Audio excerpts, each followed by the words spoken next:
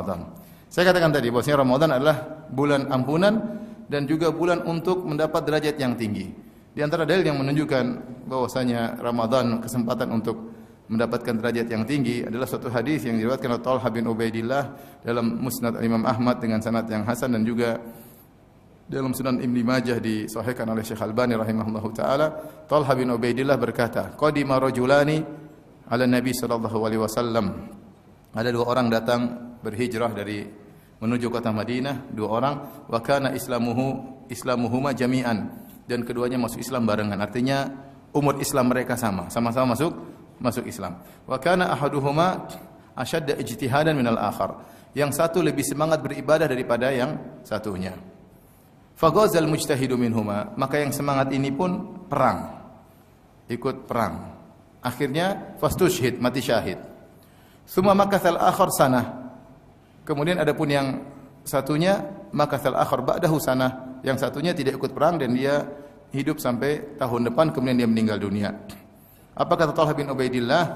Fara'aitu fi ma yaran na'im, maka aku lihat dalam mimpiku, ya. Fa idza ana bi babil jannah, tiba-tiba aku berada di pintu surga. Fa idza ana bihima, tiba-tiba aku bersama kedua orang tadi. Yang satu yang semangat beribadah dan mati syahid, yang satu semangat ibadahnya kurang namun dia diberi umur setahun lebih panjang daripada yang satunya. Fa kharaja kharijun minal jannah, tiba-tiba ada malaikat yang keluar dari surga, kemudian fa adzina lilladzi tuwfiyal akhiru minhuma. Ternyata malaikat mengizinkan yang paling terakhir meninggal, yang masih hidup setahun setelahnya, yang kurang semangat ibadah. Yang kurang semangat apa? Ibadah. Dia duluan masuk surga. Talha heran. Thumma kharaja kharijun minal jannah, kemudian keluar lagi satu lagi. Fa adzina lilladzi ustushhid. Kemudian yang mati syahid baru masuk setelah itu. Faraja'a, kemudian kedua orang tadi yang semangat dan kurang semangat keluar lagi dari surga menuju Talha.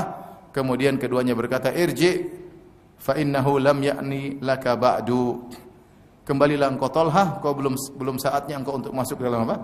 Surga. Kita tahu Talha salah seorang dari al-asyara al-mubashshirina bil jannah, termasuk dari 10 orang yang dijamin masuk surga. Ini Talha bin Ubaidillah. Ketika Talha bangun dari tidurnya, fa asbaha yuhadditsun nasa bihi, maka dia pun cerita kepada orang-orang tentang mimpi yang dia lihat tersebut. Fa ajibu lidzalik, maka mereka pun heran dengan kisah tersebut. Ini orang yang kurang semangat kok masuk surga lebih dahulu daripada yang semangat. Fa balagha dzalika Rasulullah sallallahu alaihi wasallam, maka kabar ini sampai kepada Nabi sallallahu alaihi wasallam.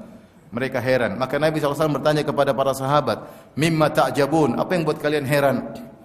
Mereka berkata, "Ya Rasulullah, hadza kana aktsara ijtihadan fastushhid." Yang ini ya Rasulullah, yang pertama ini lebih semangat beribadah dan mati syahid. Wa dakhala hadza ya qablahu al-jannah. Sementara temannya yang kurang semangat ternyata masuk surga lebih dahulu. Kok bisa ya Rasulullah? Kok bisa ya Rasulullah? Yang satu yang semangat ibadah dan mati syahid kok masuk surga terlambat lebih dahulu yang kurang semangat. Apa kata Nabi sallallahu alaihi wasallam? Alaisa qad makatha ba'dahu sanah? Bukankah yang kurang semangat ini masih diberi umur oleh Allah setahun setelah itu? Qalu bala, benar ya Rasulullah. Alaisa qad adraka Ramadan fasamahu? Bukankah di dalam setahun tersebut dia mendapati bulan Ramadan dan dia berpuasa? Kata para sahabat, bala ya Rasulullah. Wa sajada kam sajdah, dan dia sujud berapa banyak sujud? Falama bainahuma ab'adu ma bainas sama'i wal ard. Kata Nabi sallallahu alaihi wasallam, sungguh derajat antara yang kedua dengan yang pertama lebih jauh daripada jarak langit dan bumi. Artinya orang yang kedua ini dia surganya lebih tinggi daripada yang mati syahid. Kenapa? Karena dia diberi kesempatan untuk mendapati bulan Ramadan. Mungkin dia berijtihad di bulan Ramadan tersebut. Sehingga karena Rasulullah mengatakan alaisa qad adraka Ramadan?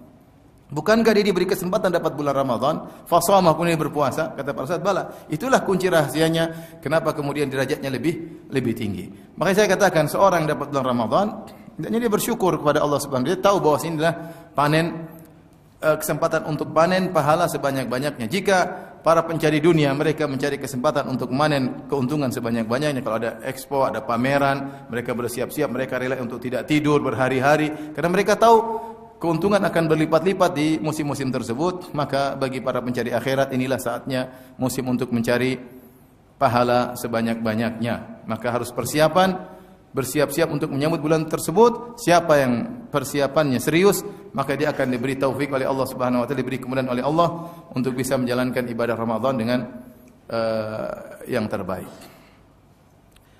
Mudah-mudahan Allah memudahkan kita bertemu dengan bulan Ramadan dan bisa mengisi bulan Ramadan dengan amalan yang terbaik.